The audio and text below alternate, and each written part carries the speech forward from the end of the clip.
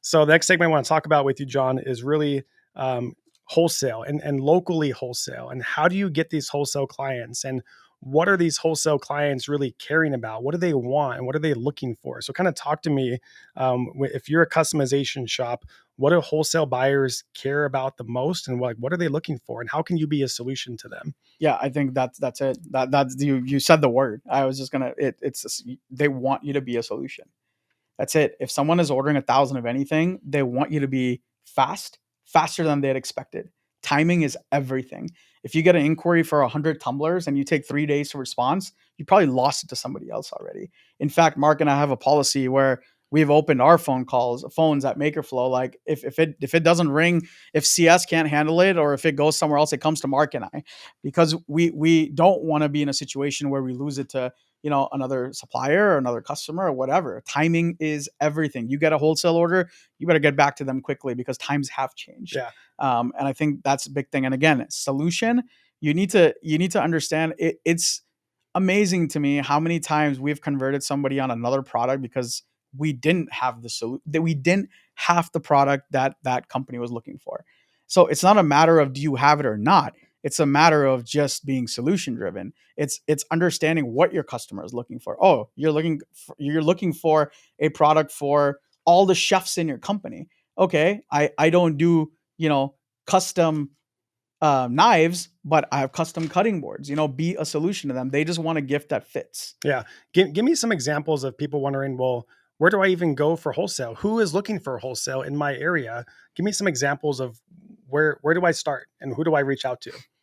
Well, there's a few things you can do. One thing that I love doing is going to Google Maps and just searching for businesses around Yeah. my area within a 5 mile radius. If you go to Google Maps, you could literally have a monkey do it, right? And you could because we used to do this back in the day. All right, who can I hit up, right? And you can go as restaurants, you can go whatever, pool Mhm. companies, servicing companies, landscape. They're all listed on Google on a directory, right? And if you're wondering like, oh, am I soliciting? Am I doing this? Well, let me just tell you, sales is, it's an interesting game, right? And if you go to someone's place and it says no soliciting, make sure you respect that. But for the most part, like if these businesses are on Google, they're searchable.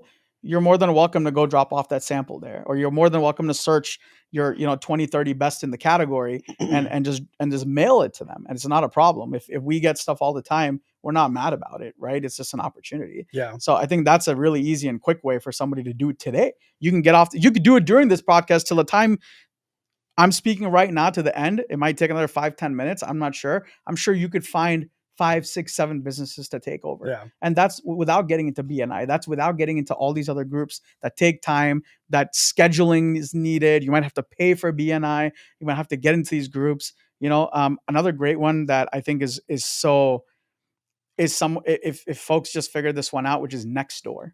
I think Nextdoor has so much opportunity. Nextdoor is literally exactly what it is. Nextdoor, your neighbors around your area within a certain radius. Yeah. Nextdoor literally asks you where you're located, right? And that it's your local business, and you should be marketing there, Hmm. right? And it's such a great opportunity for someone to just take on Nextdoor. Yeah. And for people that might say no one's on there, no one's doing this, no one's doing that, that is the best time to take it. Just Yeah. dominate it, because even if 10 people get on and you can convert 3 of those, that's better than what you were probably doing before, right? Yeah. So if there's nobody on Nextdoor, make sure you're the only person on Nextdoor, Yeah. right? Yeah. I want to talk a little bit about wholesale to retail stores, right? I was just in Tennessee and I was attending the Smoky Mountain gift shows. There was 3 incredible gift shows going on where vendors were set up. And who was attending these shows? Gift shops from across the country, boutique shops were attending the show, looking for new products, looking for things that were innovative, looking for things that were personalized to their area and to their store. So if you're anywhere near a tourist area in your town or city, if there's gift shops, if there's boutiques, that is a wholesale opportunity for you to go in there and offer them what you have to offer and personalized products. And I think it's important to make sure that process is easy and simple for the store to understand what's available to them, what kind of designs can you offer, what other products available, and then also making sure that the reordering is easy too.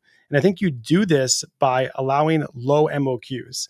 low MOQ is very important, because if you make it too high, you have to buy 100 of these at one time for a retail gift shop. They're not going to buy into that. They haven't sold this product before. They don't know if it's going to sell or not. So I think if you do a smaller quantity, like a 6 count, this is going to be a repeat customer for you if that product sells well for their store. Yeah. And so this is an easy in that you can use sell sheets. You can walk into these stores.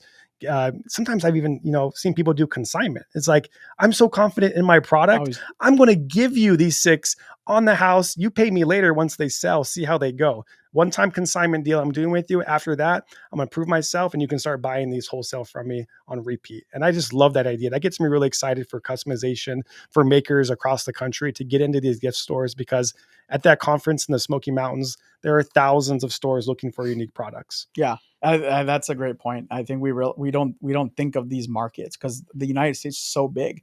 But if you think about it, if there's even 50 per state, you multiply that. That's like 2,500 potential customers. There are probably so many more, right? But I Mhm. think I love the consignment idea. You don't have to give a lot. You just have to literally go and say, I'm going to drop off 4. I'm going to come back by the end of the week. And this is a one-time thing. If it sells well, I'm hoping to get an order from you. Yeah, And if it doesn't sell well, you don't want to carry it. You just owe me for the 4. After you sell it, there's no investment for you, right? And I think these are things you can definitely do. And if you can't afford to do it, try it in one store, try in 2 store. How it goes, it's just a matter of time until you do it enough times that you're going to start proving it and start doing and being successful with it. absolutely. Anything else regarding wholesale accounts you wanted to touch on before we move on to the next little segment here? Yeah, I would just leave it one snippet, and maybe this is something we could do at a later time. And I think we will is if you're getting into wholesale, make sure you understand your cost basis and what your true cost is for making a product. And I'm going to say it this way: make sure you understand your wholesale cost based on producing wholesale. So do not take the cost to produce one item. Make sure you're taking your cost if you produce 25 or 30 or whatever your minimum is, because if you just try to calculate your cost to produce one item, it's going to be very high. So make sure you calculate your cost on an hourly rate, like it takes me this much to produce per hour and this is my cost, or tell yourself, okay, 500 is going to take me this much, and make sure you calculate your wholesale prices based on your wholesale production.